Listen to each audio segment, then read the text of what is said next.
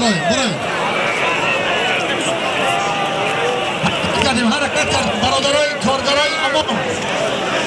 امان یک قدرت ها نشان کرد برادرای عزیز کارگرای ملیت نگاه نکردیم حرکت کردیم همه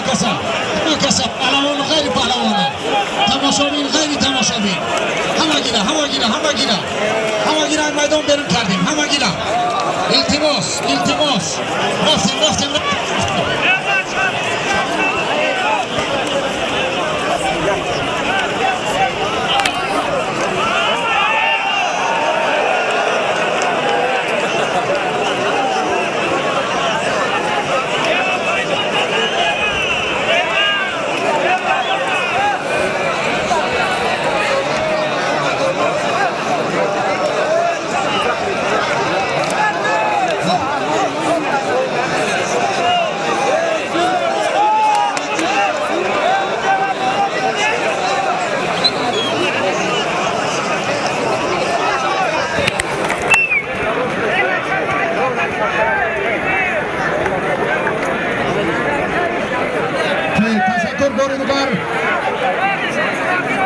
میدان این طرف آزادتر کنید حالا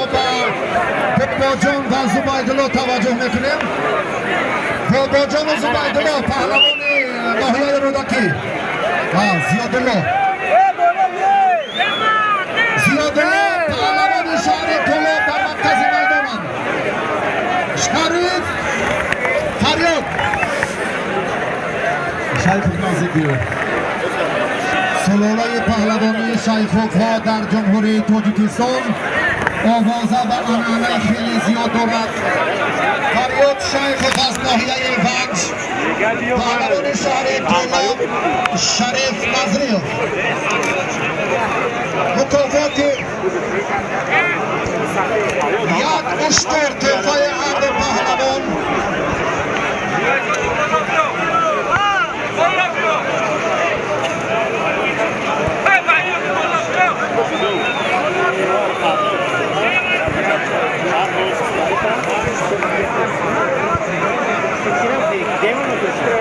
بنده ها شرط تشکر فریاد بردگار با کلاب شهر داستان خوش آمدید نوروز شما مبارک باشد کمیته تدارکات امروز برای احترام و ارزگذاری ملی گوشتنگیری تنتنه عید گوشتن را تأسیس دادند و به دکتر احمد سرمربی منتخب جدای کشور تشکر که به دستاورد با 3 جایزه از مسابقات تحقیقی سیاسی تاجیکستان برگشت و افتخارشان یک مدال نقره و 2 برنجی در تاریخ ورزش کشور این هم دستاورد است و همه شما این موفقیت مبارک باشد.